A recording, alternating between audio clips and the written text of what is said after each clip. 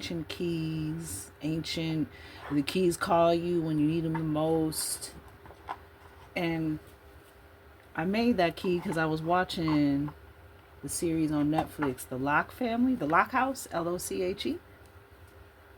May resonate. You may have seen it. You may have been drawn to it as well. And you know, it's definitely it's for a mixed crowd, definitely, because it was like spooky but not too scary.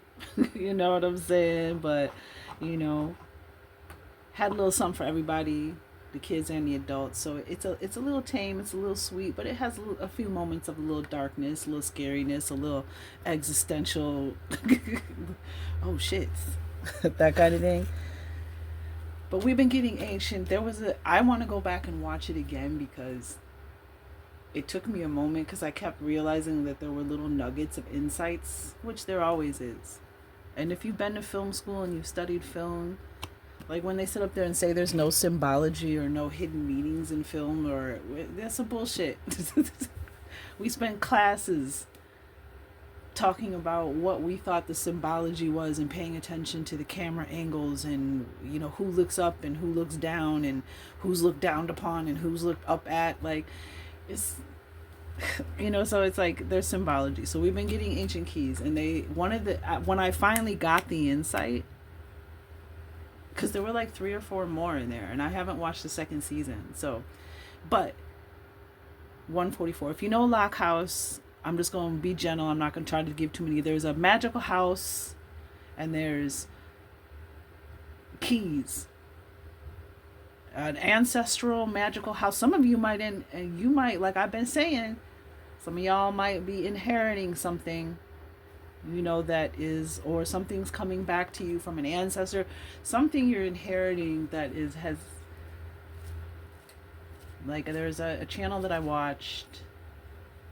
And this would even be great for those of you who love, like, you know, this time of year and spooky stuff in general. But Alex, it's with a C, Koval, the Oldrey, Oldrey, Oldrey family beast bestiary. If you just put that in the search for YouTube or TikTok, it'll come up. And it was pretty damn dope. But it's his story basically, and he inherits a house and he starts finding things, and there's all kinds of stuff going on, and then it unravels like who he is. I mean, it looks pretty genuine, authentically, you know, but either way, and it's really kind of cool.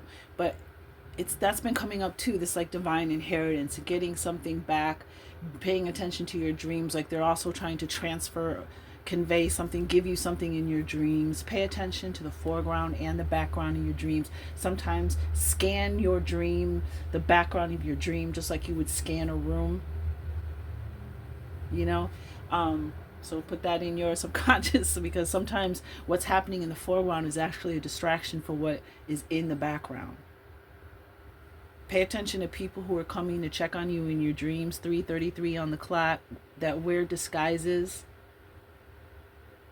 They can change. They can wear disguises. They can change in your dream. It's the dream world. But there'll be something familiar. Something, yeah. And it's usually the eyes or the body language or something familiar about a certain person. You know, a tick or you know, whatever.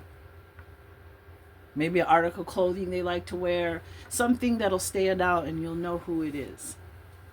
And then the other dreams that are all weird and abstract, that's your mind talking to you in pictures. That's what that is. That one where it's like, what the heck, what?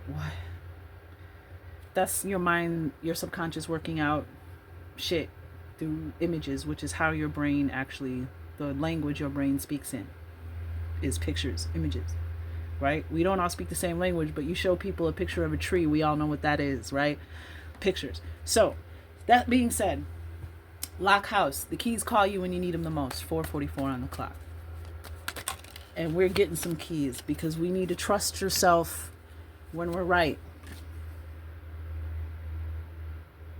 The keys call us when we need them the most. And the keys are yes on the bottom of the deck. And underneath that, is chosen. Pay it forward. Yes. The keys are calling us. Something is calling us. And this is why I started this reading. There's something that we need to unlock within ourselves. We need to awaken or see within ourselves. Sacred rage. Yeah. A lot of us, all of us, what are we talking about?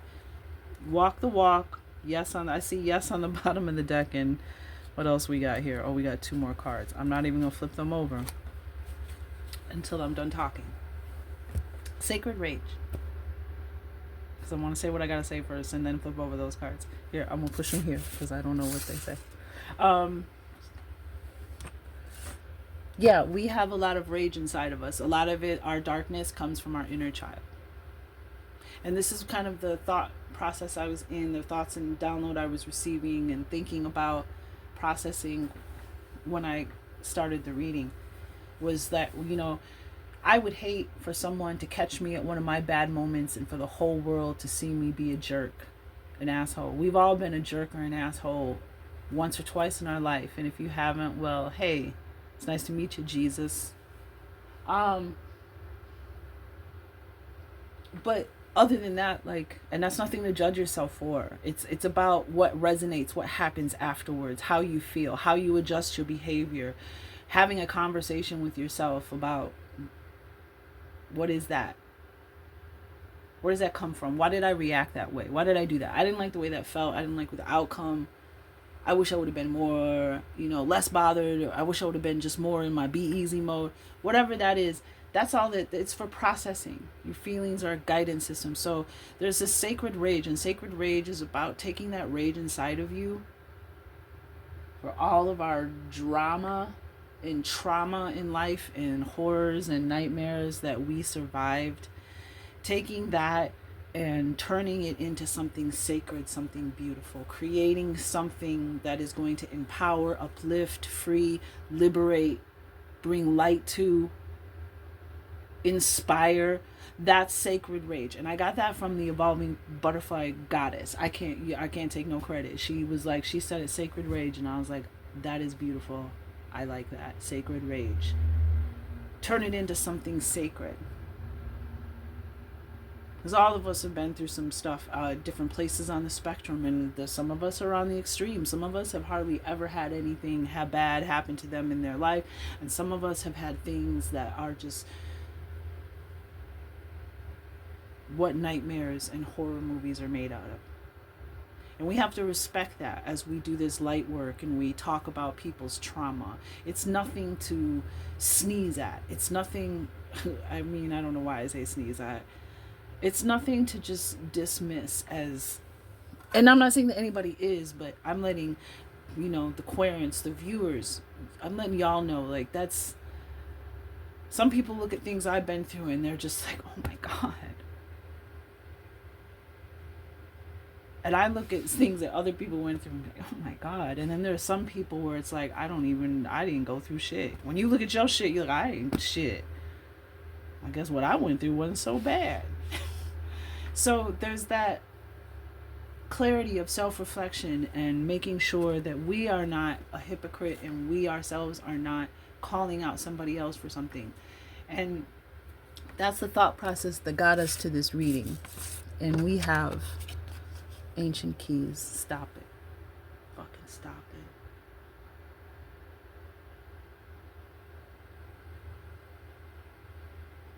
Blaming and judging yourself or, feeling guilty, just let it go. You learn, take the pearls, the essence, and a pearl is created by an irritation in soft flesh. That mother of pearl that's on the outside, that's on the inside of the shell, that is created to make that soft, vulnerable tissue comfortable. And when sand and bits and debris and contaminants get in there, that soft flesh turns that irritation into a beautiful, coveted pearl. So there are ancient keys. We have thieves don't break into empty houses. Yeah, because there's treasures. There's keys, and I'm thinking lock house again. There's keys, and there's keys that unlock things. I mean, there's keys, and then keys unlock things. So that's like, we have Animal Messenger and 333 underneath that. What's this card? Brum, bum, bum. Stop it. These two go hand in hand, y'all. What the French toast. Oh my Lord, have mercy! Ancient library. These were. That's why they're the same color. They're meant keys that unlock ancient information, ancient knowledge, ancient wisdom, and ancient library books. Some of you are. There's something about a library, something about a book. I even saw something today. A guy ordered a book, and then he found out it was a book about the Great Pyramid and the spiritual power of the Great Pyramid. And he was like, he didn't even know that this is what it was, and he had ordered it, and it was like super old and amazing.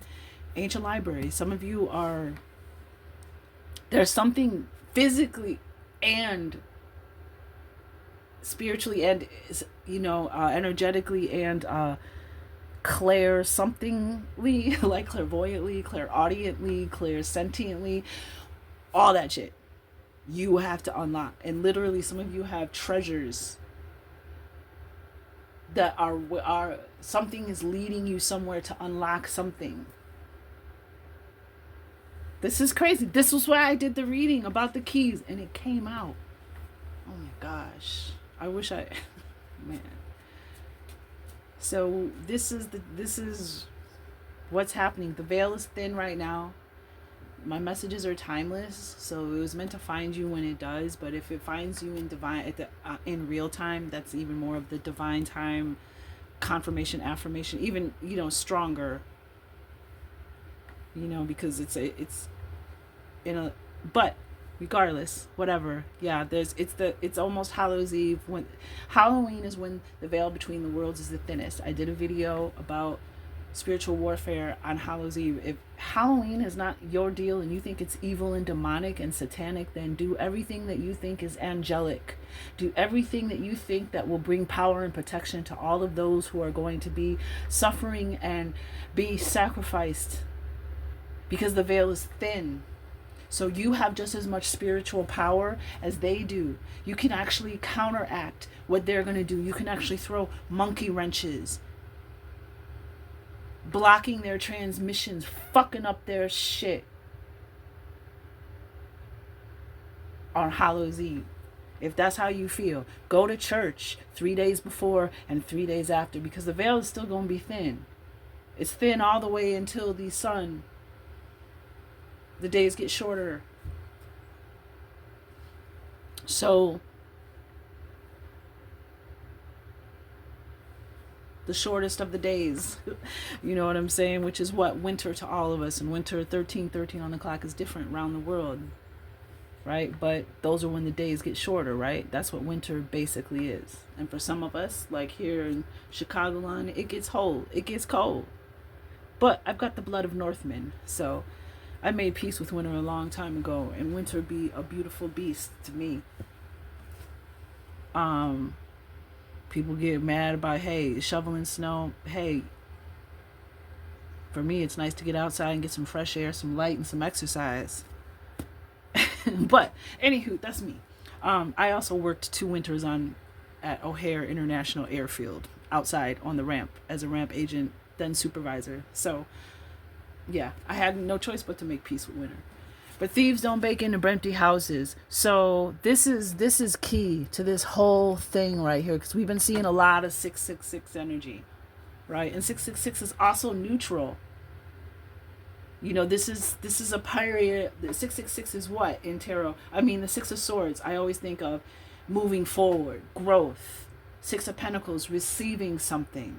6 of Cups, something being familiar being returned to you, your family, your siblings, a child, returning to easier times. And then we also have the 6 of Wands, victory. So the 6s are about us getting ready to receive something, accomplish something, be victorious, defeat something. Children, innocence. Think about all of that, right? Six of Pentacles, receiving something, generosity, charity, paying it forward, all that good energy. And that's when the 666 shows up, because it wants you to fumble. Because the Six of Swords is divine timing, transition, moving forward, going somewhere new. The thieves don't want you to go somewhere new. They're trying to break into your house, okay? So some of the troubles that you've had over your life, some of the things that you've gone through is because you have this library and you have these keys, and you were the resistance, the opposition, the devil, the enemy, however the other side of the scale, they want to keep you from opening these gifts. Because the energy, the negative charge that you give off is what they feed. It's like a battery. It's like just like the Matrix. It's a battery, positive and a negative charge. Balance. Yin and yang. Tekken Crete, the anime. One of my faves. Okay. Ancient Library, Ancient Keys. This is beautiful. I see if there's something. Oh, let's get a tarot. Let's get one tarot card. So, discernment. Your discernment, not my discernment. Your discernment. You're here because of your discernment. So that's why you're learning to follow it. So it's like you came to the gym and you're doing some push-ups with your intuition muscle. Get nice and defined. And then you'll be like the flowering magi. Who? Oh, yeah. Because that's, this is what this is about. Tuning your intuition. Knight of Cups on the bottom of the deck. Yep. Ancient keys. Spiritual gifts. Abilities. Dreams. Okay. Too many cards, please. I do see the Fool, though. And the King of Pentacles. But too many cards, please. Ancient keys. Yeah. That's all I got to say. The Ace of Pentacles. And the Tower. What? Jesus, Louise. I gotta get a new studio. Ace of Pentacles. Look at it.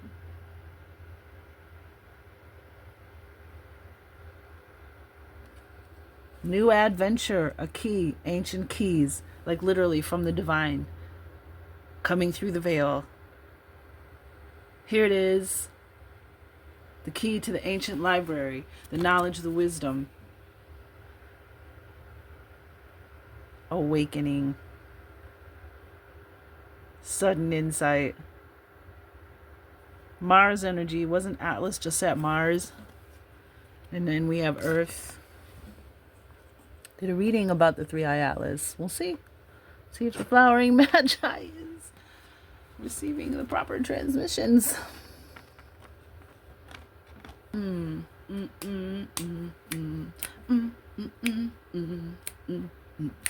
gonna start tonight. Dun, dun, dun. Yep. More opportunities. Illusion, seeing through the illusion, trusting your intuition, receiving something you've been searching for. It's like that, the lady in the cup, or whatever that is in the cup, in the middle, right underneath the 7, the V and the 2. The Roman numerals, the V and the I, whatever the heck that is. It's like that. It's like I'm right here in front of your face. It's me. It's you. It's me. It's you. Oh, that's me?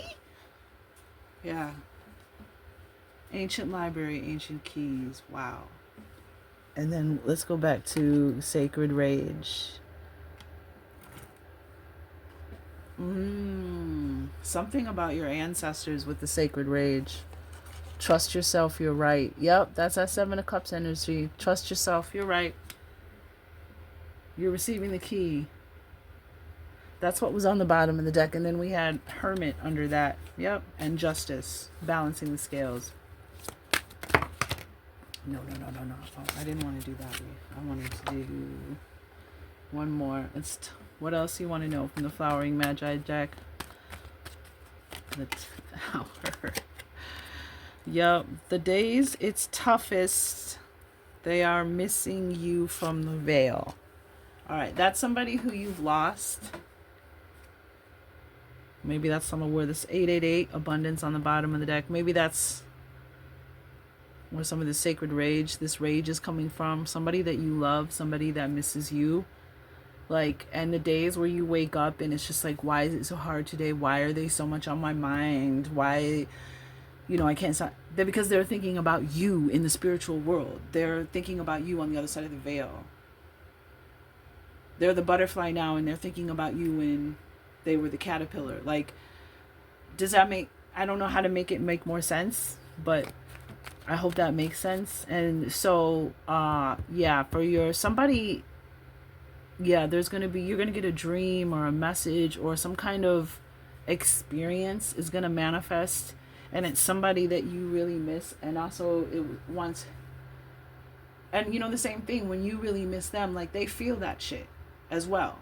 So this is why, the Day of the Dead, as they say, 11-1-1-1-1. It's, those are a time of dreams and ancestor contact and loved one contact from the other side. So 333. All right, so we got 333, an animal messenger, and we also have No Ma'am Pam. Walk in your truth on the bottom of the deck. All right, let's get one last card and we up. We up. Oh shoot, I gotta do moon. Oh dang, it's a new moon. Let's see what the moon's talking about. I'm a Cancer, it's a thing. It's a thing. Yeah, animal totem. Okay, so all kinds of messengers are coming. And maybe there's an animal that you have keep dealing with. See, this is the ancestors watching. There's the moon. I want to show you.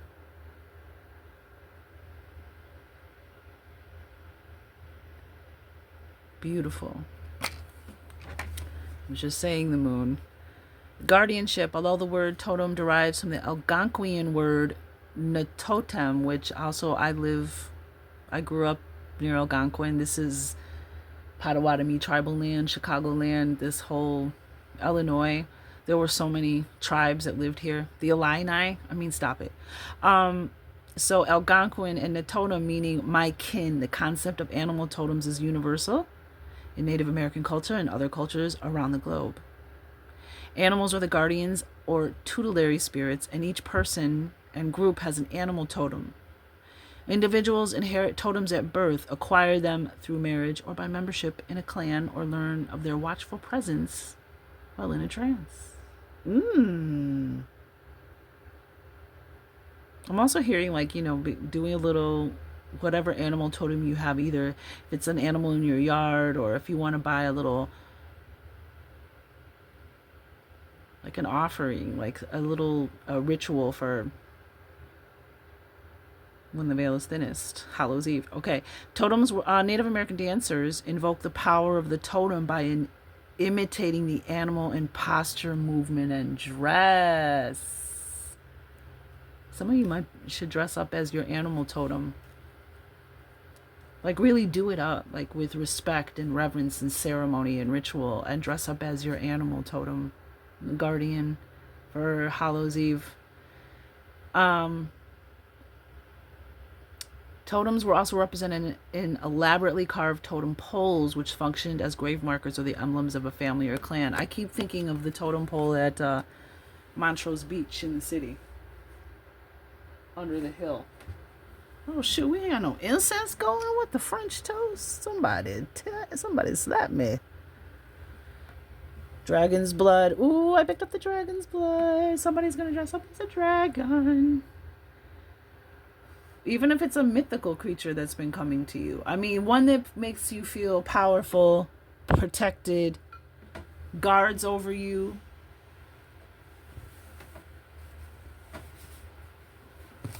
If you don't have one, but yeah, animal messenger. See, I'm getting something. My messages are timeless, but this is, like I said before, Hallows Eve. If you want to have evil, punch evil in the face, so to speak, punch him in the gut, body shot. I keep seeing something you brought home with you. Be easy, walk in your truth, but also, which was the whole thing, being easy.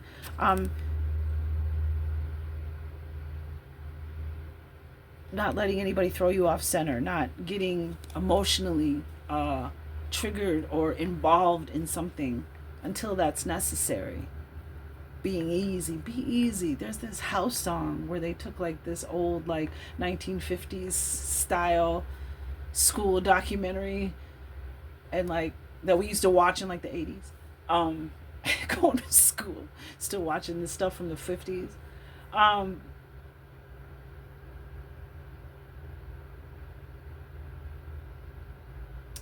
Which is odd. I'm thinking about that now. I'm questioning that. I'm like, why are we still watching stuff? Anywho, but it's like this house cut, and it had a sweet beat to it, a sweet dance beat, but also just dancing. A lot of shamanic dance has been coming up, but something you brought home with you, and it could be like something that you brought home that either has some kind of energetic spiritual attachment to some kind of energy with it, or maybe you brought something home and it's caused an issue between you and somebody you live with, or an issue in your home.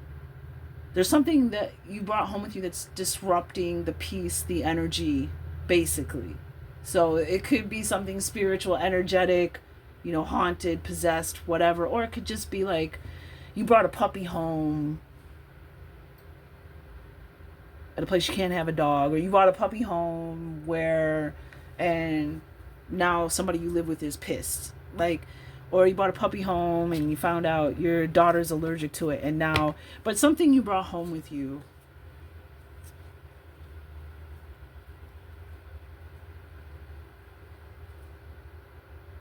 For me, I brought home a table that was just like too big for the space, and it also kind of caused a disturbance because we didn't have enough space for this table that I brought home, and so then and when I got rid of the table, the energy cleared. Like, it just felt so much better. It felt like things were back to normal, and it wasn't until I just woke up one day, I was like, no, this ain't working. It's just too big. It's taking up too much space. I'm just gonna put it back the way it was. And when I got rid of the table, everything changed. Like, as soon as I came back in the room, I was like, yeah, that was it. And I had been getting the something you brought home with you card multiple times. So I give that, not to make it about me, but to give an example of what to look for in your environment, because some people hear things and they're like, something you brought home with me, you know what I'm saying? They're immediately thinking The Conjuring, and it could be that, you might be having some disturbances in your house, and it's something you brought home with you recently. That's why you got to be careful about stuff you find out on the street, things that are in antique shops, resale shops, consignment shops, thrift stores. Like, you got to make sure that you do your diligence, use your spiritual discernment, your intuition, make sure you spiritually cleanse these things, because sometimes when you bring these things in your house, it's hard to get rid of them, and we're not taught spiritual warfare. Even though we're dealing with spiritual warfare on a daily basis, we're not taught it. So there is no Ghostbusters, 1-800-GHOSTBUSTERS. Maybe they were on to something there, that we were going to need some kind of remedy somewhere where you can call, because I don't know. I'll leave that there. Maybe that'll be another reading coming up. And then I'm gonna get some food for thought readings out. And this was great. I've learned a lot. I hope you learned a lot. But the animal totems, the guardianship.